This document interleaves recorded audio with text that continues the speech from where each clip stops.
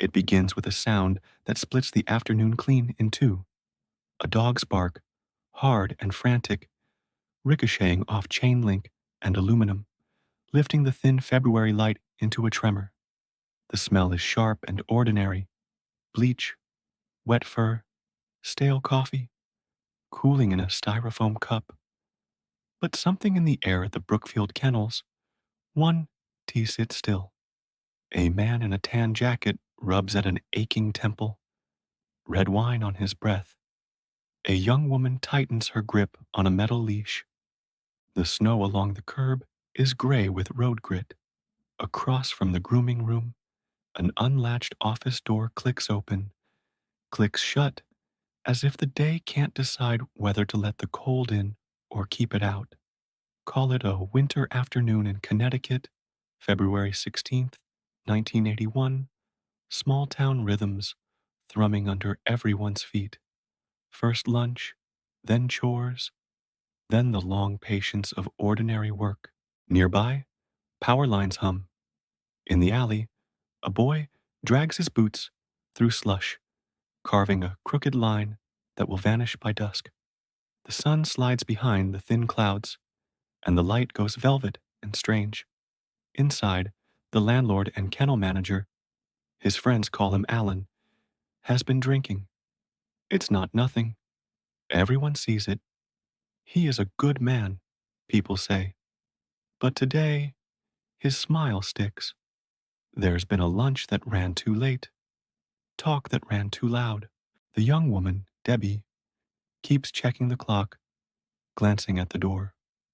Her boyfriend, Arne, tall and wired with the tautness of someone who hasn't slept enough, reaches into his pocket and finds a cool assurance of his metal keyring and something else, a small pocket knife he keeps for odd jobs, pressure points worn smooth by use.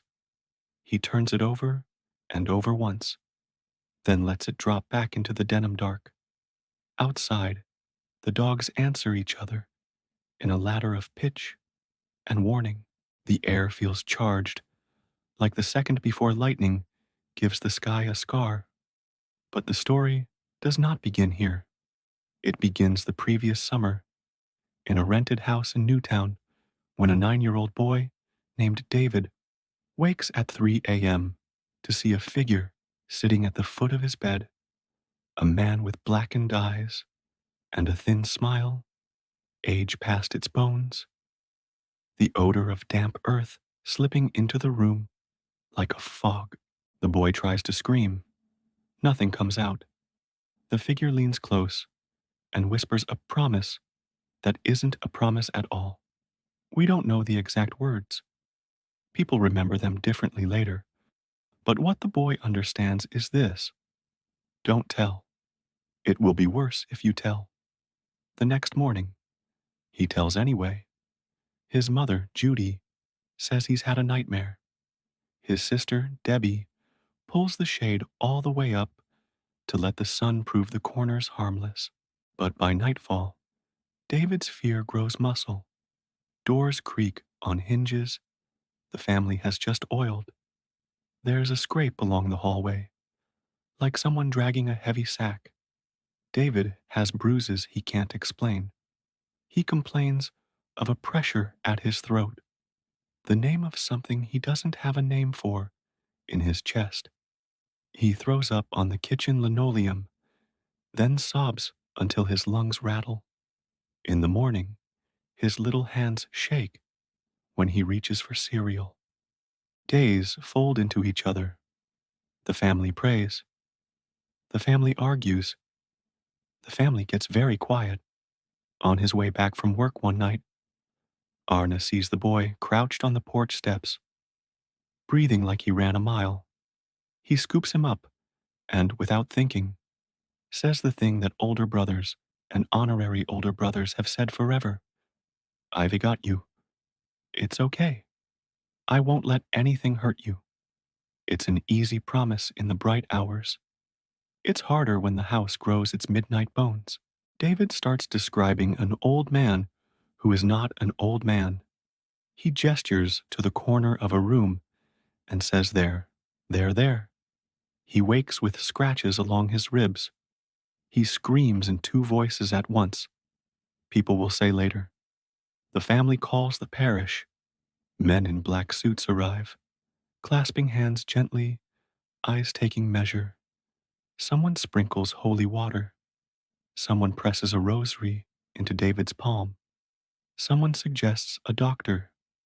The doctor suggests a psychiatrist. The psychiatrist suggests French doors open to the yard, fresh air, a long nap. Nothing changes. The kitchen light flickers. The dog refuses to enter the hallway. There are no cameras then, just the long record of memory and the rumor of what faith can do.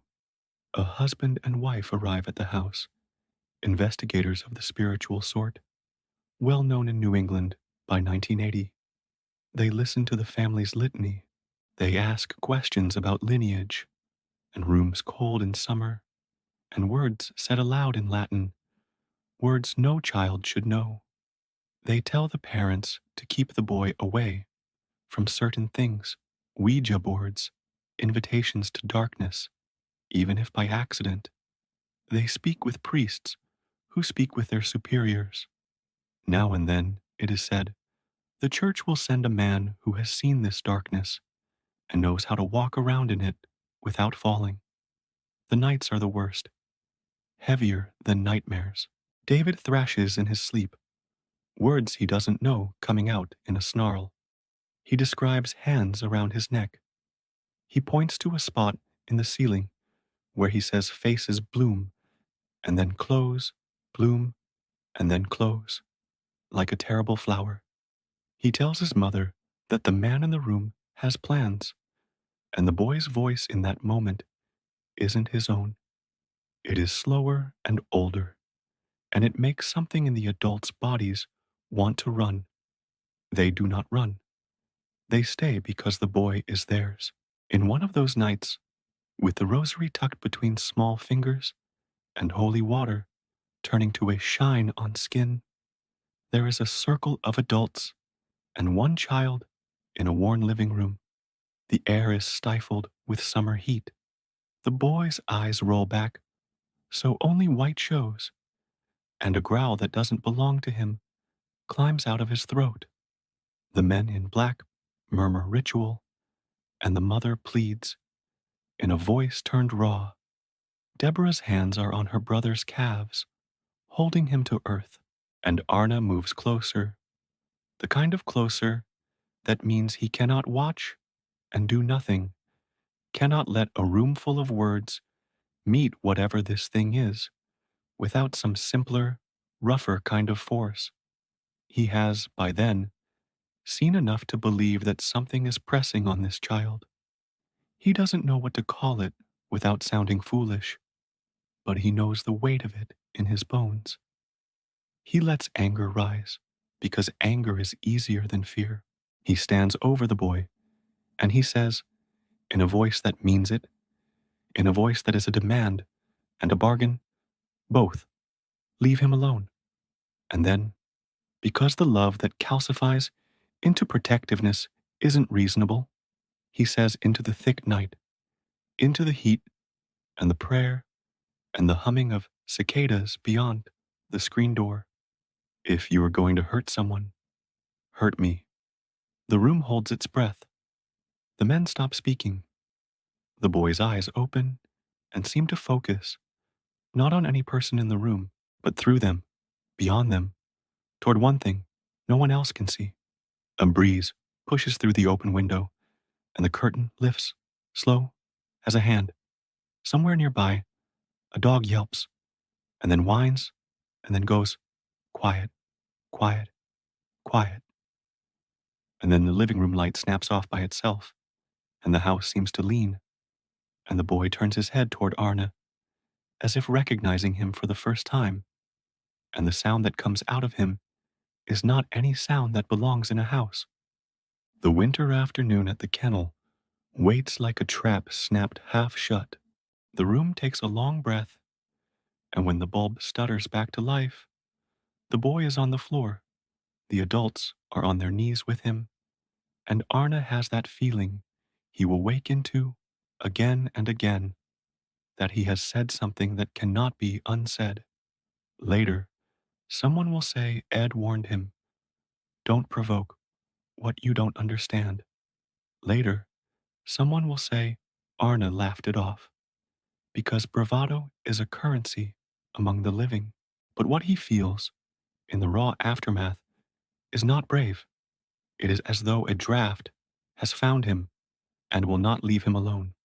The days that follow are unclear at their edges. The men in collars visit, then visit again. They never call what they do a formal exorcism, no permission from the chancery. They will say later, but they pray in words shaped over centuries, and they bless the rooms with old gestures, and the family does what families do when old structures are failing. They make a structure of their own. They sleep in shifts. They put away sharp objects. They see a doctor, twice for the boy. The doctor's eyes are kind, but tired. He wants evidence in labs and scans. All the evidence is under the skin, in the night, and in the way everyone in that house flinches when a dish shatters. David's episodes wax and wane, a weather pattern no one can predict. Sometimes he is a 9-year-old boy again, wading with a stick in a brook, laughing at a frog's leap. Sometimes his mouth tightens and his neck cords thrum, and he spits out insults that would make grown men flinch. He speaks of an old man who has become 20 things at once: a shadow, a voice, a weight, a promise. The family counts how many voices. Sometimes it seems like one, sometimes like more. One investigator writes down a number, 43, and underlines it. The number takes on a life of its own. All the while, the life of the adults does not stop. Rent is due. Fuel oil has to be ordered. Debbie gets a job at a kennel in Brookfield, 15 minutes down the road. She has a way with animals that people notice. The manager there, Alan, offers her hours and a smile that's easy to like. He is older, but not old, affable, a talker. Sometimes he brings sandwiches for everyone from the deli around the corner, setting them down like a proud host. It is an ordinary kindness that feels like a small boat in a strange sea. Arna helps when he can. He is a tree worker, sometimes a mason, the kind of young man who keeps a pry bar in the truck because it is good to be ready. He drops Debbie at the kennel and sometimes sticks around to fix a latch, to quiet the barkers, to make himself useful. He has begun, in small stolen moments, to feel like he's losing time. He sets a tool down, and when he reaches for it again, it is not where he thought. He looks up and, for a flicker, sees someone at the end of a hallway where no one stands. He laughs too easily. He snaps too quickly. His sleep is a city with sirens all night long. Whether he believes in devils is not the point. Belief doesn't keep the unexplainable from sifting into his life. He returns one afternoon to the old rental in Newtown to grab a box they left in the basement. There is a well out back that the kids dared each other to approach. The planks over it are crooked now, slack with rot. He stands there longer than makes sense, gazing into a circle of dark, and feels something look back. He tells himself it is only the way shadow seems like a living thing when you listen long enough. He tells himself he is tired, and it is making him superstitious. He tells himself that, and then hears a whisper in the leaf-still air that sounds like his name. Not long after, on a road walled by frozen dirt banks and bare trees, his engine stalls. He swears, pumps the pedal, feels the rear tires skitter on sand. The car lurches, swings, and takes a slow slide toward a maple with a trunk, like a column. He will later say it felt like something pushed the car sideways, as if his hands did not belong to him, for 3 breaths in a row. The front end kisses the bark, hard enough to bring tears and a copper taste into his mouth. He sits with the engine ticking and the radio hissing half a song into the wind, and he realizes that the story he is in does not obey the rules he thought would save him. Meanwhile, the boy, always the boy. Some nights he sleeps, some nights he screams. The men in black return, their faces lined with concern like a map. The family steels themselves and reminds the world that the boy is 9, that he likes peanut butter and Godzilla movies and his bicycle with the banana seat, that he should not be a stage for anyone's expectations, not in the church, not in the press that has begun to circle, hungry for a headline that hints at hell. Every good story of haunting is a story of faith under pressure, but faith is not evidence. The state of Connecticut doesn't recognize a torment it cannot weigh. The police write their logs in straight lines. The court files have boxes for checked facts. There is a place between those worlds, and that is where this family lives, through the fall and into winter. The day begins like a day. Monday, Debbie grooms and feeds. Alan keeps the paperwork from drift, and the dogs bark at a passing plow outside. Arnie has taken off work to help fix a stuck floor grate and change a fluorescent ballast in the back. Midday, they break for lunch. They go to a nearby bar that smells of fry oil and poured beer. They order sandwiches with warm cheese and talk in the way people do when there are things they cannot discuss in public. That is around them like a dance. There is red wine on the table, and Alan drinks more than anyone planned, and no one can put the afternoon back on its rails after that. They return to the kennel under a bruised sky. The parking lot crunches beneath their feet. In the office, the heat turns over with a low click. Debbie's younger relatives, who've stopped by, hover around the doorway. Curious kids in a world full of dogs and leashes and the complicated pull of adult emotion. Alan's face is flushed.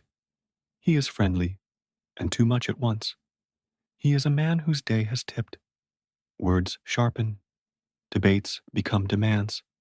Someone laughs too loudly to keep the room from tilting. Then Alan takes hold of one of the girls with an abruptness that sucks the air out of the doorway. Not hurting, but not letting go. A man too loud for his own hands. Debbie's face shifts, the kind of shift that writes danger across a brow. Wanda, her sister, steps forward. The noise of a dozen barking dogs swells and swells like a parable. Arna moves before he thinks. He tells Alan to let her go. He places his body in that space where 2 people might collide.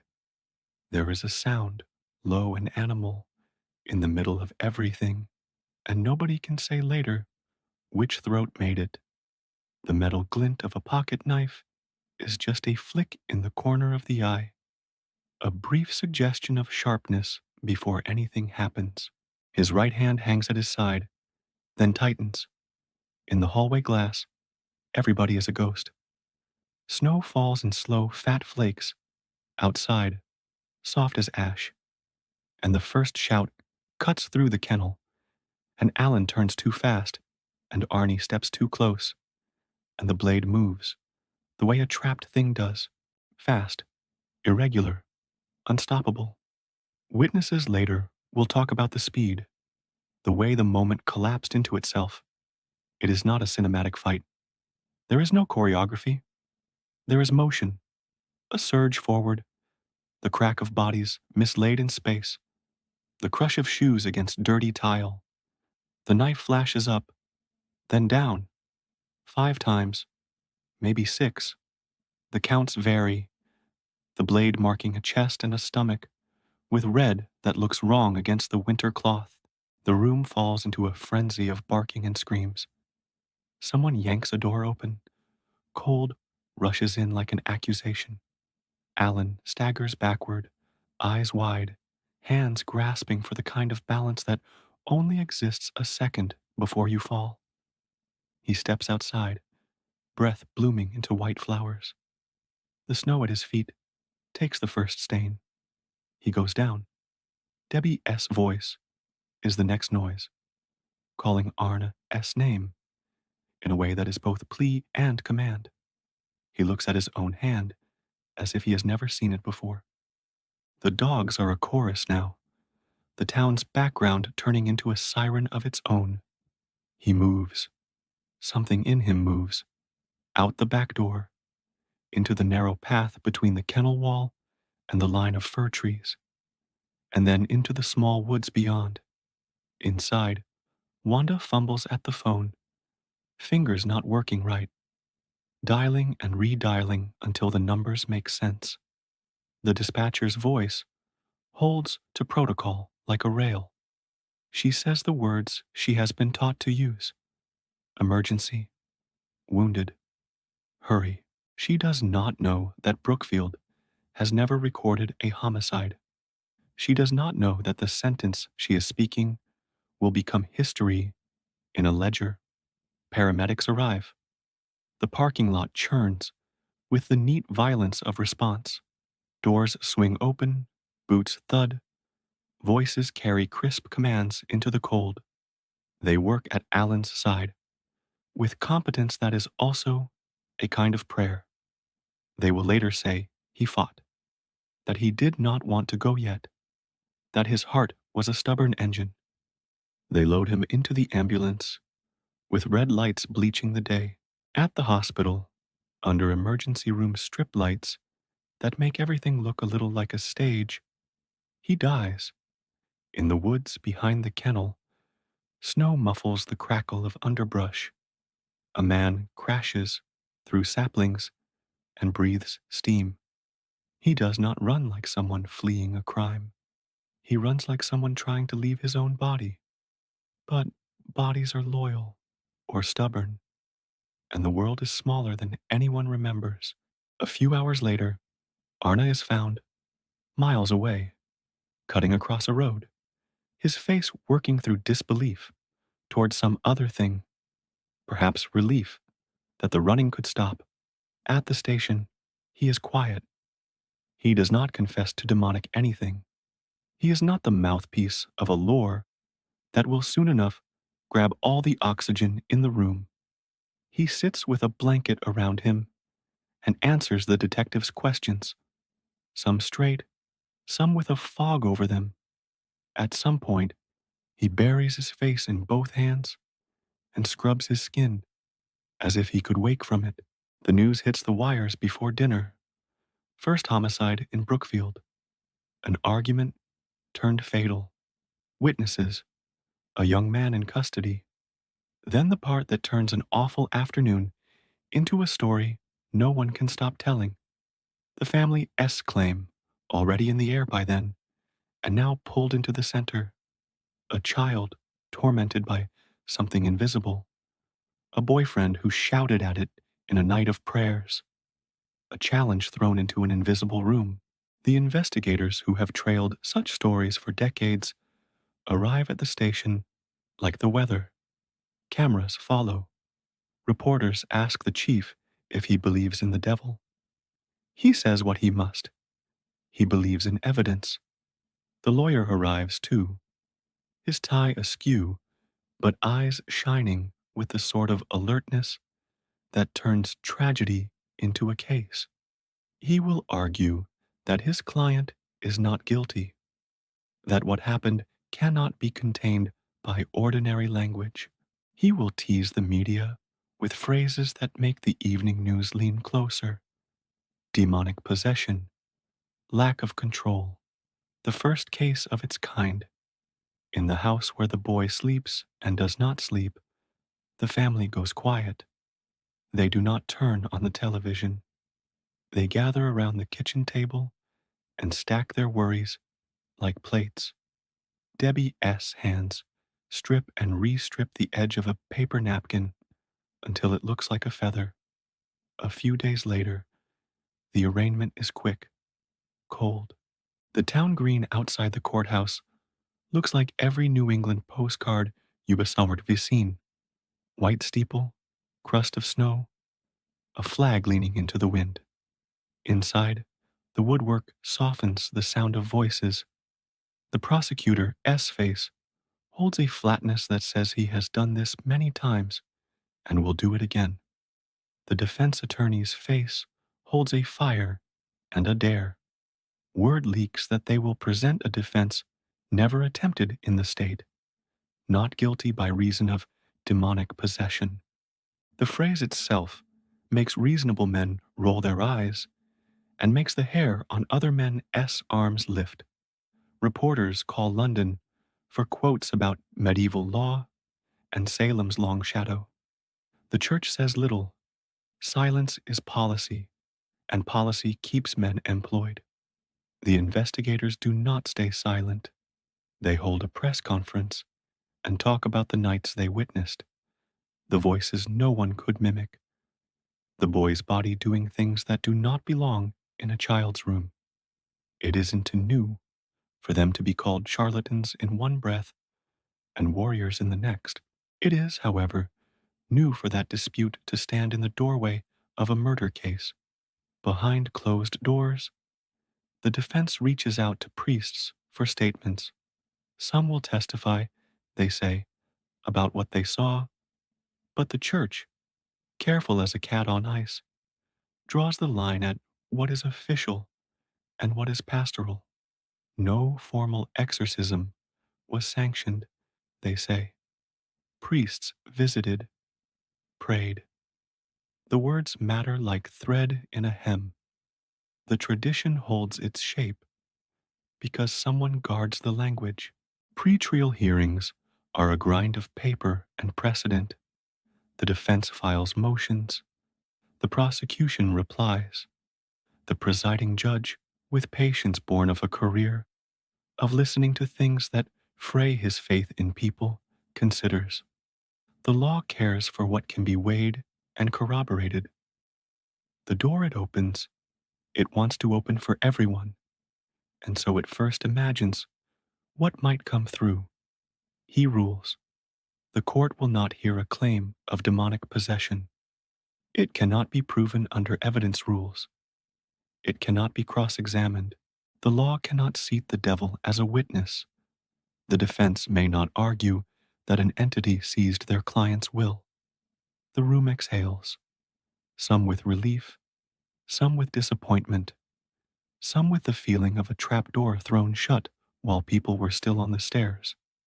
The defense attorney nods, once, twice, outwardly calm. Inside, calculations bloom.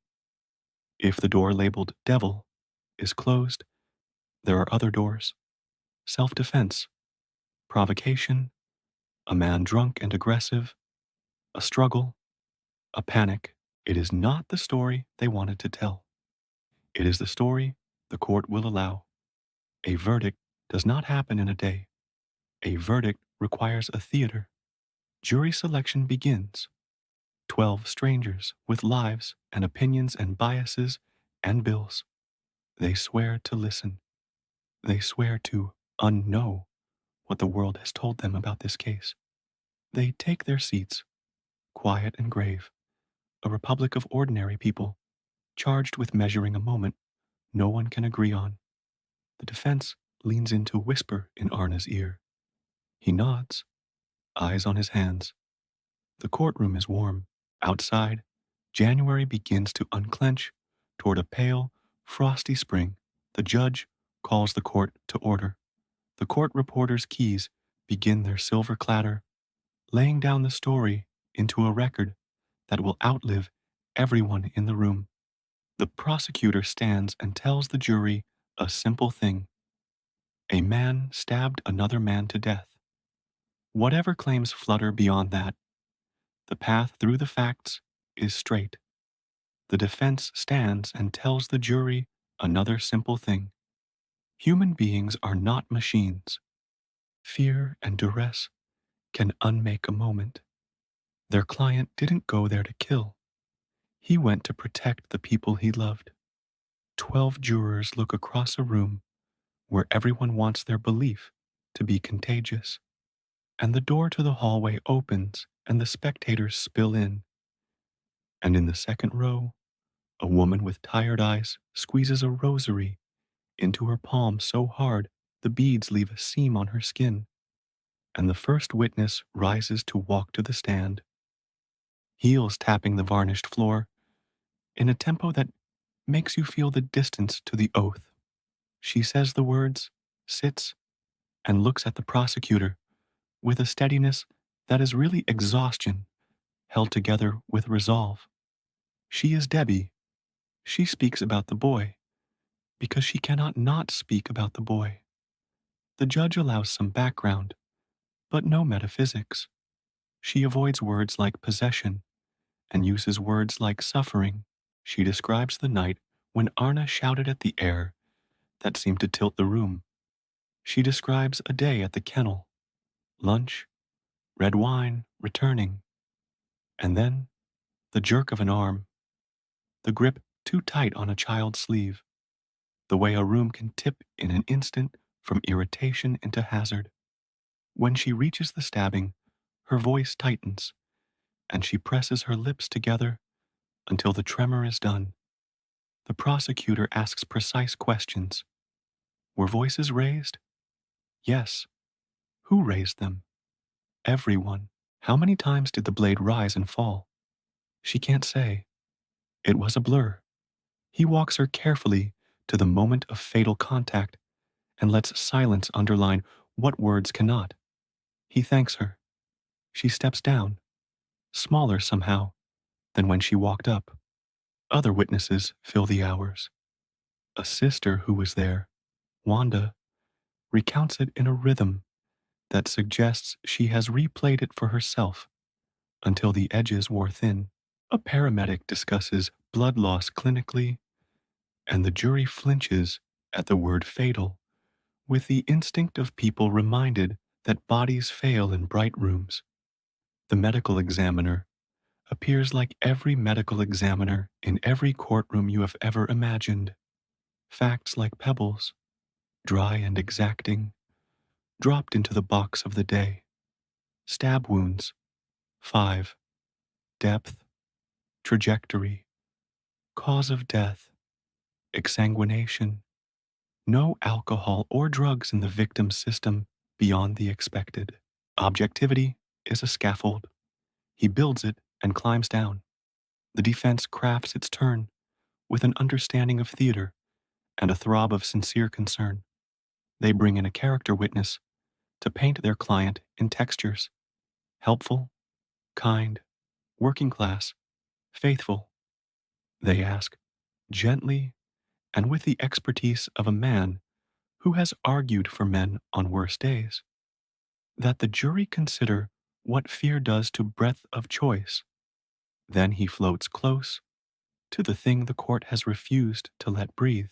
He asks, did you, in the months before, observe anything unusual in your boyfriend's demeanor?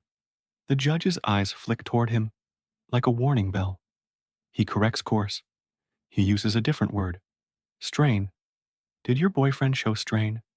Yes. How? She lists sleeplessness, jumpiness, the way he'd start and swear there was a person in the doorway when nothing was there. When it's the defense's turn to call their client, there is a pause in the room when everyone feels the weight of the next minutes swivel toward the rail. Arna takes the stand. On someone else's day, he would be just a man in his early 20s with calloused hands. On this day, he is an Axis. He answers with quiet restraint. He will not discuss the boy's condition beyond saying it broke his heart. He will not discuss devils because he is not permitted to, and because some part of him now is tired of being the spokesperson for a storm he cannot explain. Then he steps into the moment. He says, I saw him holding her, and she was scared, and I told him to let go, and then it happened. Did you plan to hurt anyone that day? No. Did you feel you had to protect someone? Yes. Did you feel in control of yourself? He looks at the defense lawyer, then at the jury, then toward some corner where the woodwork meets the wall. He says, not all the way. The prosecutor objects. The judge sustains. The last sentence, too close to the forbidden, hangs there anyway, like breath in cold. The prosecutor, on cross, keeps his voice measured but firm. He walks Arna through the geometry of the room, the steps that place him close enough to do harm, the decision to carry a knife. He asks him to explain the series of wounds. Not a single desperate thrust, but a series, a rhythm. He asks about fleeing the scene. Why run if nothing was criminal? Arna answers the only way a human answers when the answer is not simple. I panicked. The prosecutor nods as if he expected it, because he did. Outside the courthouse each day, the cameras wait like hungry birds. They capture the faces as they leave. Witnesses, lawyers, parishioners, gawkers. They pan to Ed and Lorraine, standing in their dark coats near the curb, eyes lined with time and belief. They speak to reporters about spiritual realities they claim to have documented, about a house they will not name, where a boy sat bolt upright in his bed and spoke in a baritone. They are not part of the trial, not formally, but the trial hums with their story, like a transformer hums with current. Across the street, someone laughs, as if at a joke told badly. That noise stings more than it should. One day, a priest comes to the courthouse. He is not testifying. He is there because a family asked for his presence, and because he is a man for whom care is an occupation. He says nothing to the press. On the steps, he speaks to no one, staring at the flag whipping from its pole as if it contains an answer. The closing arguments whip the air into heat. The prosecutor paces the wood in front of the jury box and draws a line from A to B. No possession, no metaphors. A knife is a knife. Stab wounds are stab wounds. He asks them to protect the line between belief and law. He asks them to call a killing by its name. The defense approaches as if approaching a cliff edge, aware of the drop, but aware too of the impossible landscape. He talks about split seconds and battered hearts, about the way that fear turns whole minutes to blotches. He frames his client not as a monster, but as a man caught in a flash flood of circumstances. He says the word provoked like a prayer. The judge speaks last. The instructions to the jury are a blueprint for decision-making under moral stress. He explains degrees of homicide, the difference between intent and panic, the place self-defense occupies. He cautions them not to be swayed by television cameras or talk of demons. He cautions them further not to disbelieve suffering just because it seems ornate. He asks them to do something a human being's animal brain resists, to hold competing truths, steady, and select one where the law requires it. They file into the jury room with sandwiches and hot coffee in lidded cups, and the door closes on the noise of the hallway. The hours slide. People sit on wooden benches with stiff backs, palms flat on their thighs, eyes on the beige paint. The reporters scribble words that might become headlines. The snow outside has melted in patches that reveal mud like bruises across the green. Somewhere in the building, A radiator clanks. Inside that small room, 12 people talk in voices that are patient until they aren't. They circle and circle. They mark a board with a grid someone thought might help. They argue about what constitutes fear. They remember that 2 lives are inside the question before them. One lost, one held in a pair of hands they don't know. The afternoon grays. The bailiff yawns behind his hand. A woman in the front row closes her eyes just for a second, as if to rest the person she is required to be. A buzz at the clerk's desk. A note. The judge returns to the bench like a man stepping back onto a stage he didn't pick. He asks them if they have reached a verdict. The foreman looks down at the paper, then up. The room becomes very still. Guilty of manslaughter in the first degree. The words hang in the air with the bell clang of finality that follows decisions made by strangers about your life. The people in the room catalog their reactions in their bodies because the law makes them. No shouts, no unseemly displays. Debbie's face goes white, then red, then something steadier. Wanda touches her shoulder in a nod of presence. Across the aisle, a friend of Alan S. dips his head into his hands so fully that you think for a second he might disappear. Sentencing day arrives with the thaw. The judge balances the scales according to statute and whatever feeling he can admit to having. He speaks about sorrow spread across people who didn't ask to be in the same story. He says he has considered letters and the lack of prior record and the fact of a life taken. He says the number because that is what the state asks of him, 10 to 20 years. In the hallway afterward, the microphones crowd again. The defense says they will appeal. The lawyer believes in the righteousness of his argument, the way a soldier believes in the shape of his country. The prosecution says justice has been served in the only language a court speaks. In prison, days line up like soldiers. The gates you have seen in movies are smaller in person. The sound of them is worse. Arna keeps to routine. He joins a work crew, gets along. He reads. He writes letters and receives them. The early headlines fade. New stories crowd the page. In the yard, the air smells like cut grass in summer, like stale cigarette smoke in winter. He is a model inmate. He avoids fights. He learns how to make time into something measured. The parole board notes his behavior. In about 5 years, they approve release for good conduct. Between those walls, there is a day that looks very much like hope. He marries Debbie in a small ceremony that is less triumph than stubborn love. The room is not meant for this.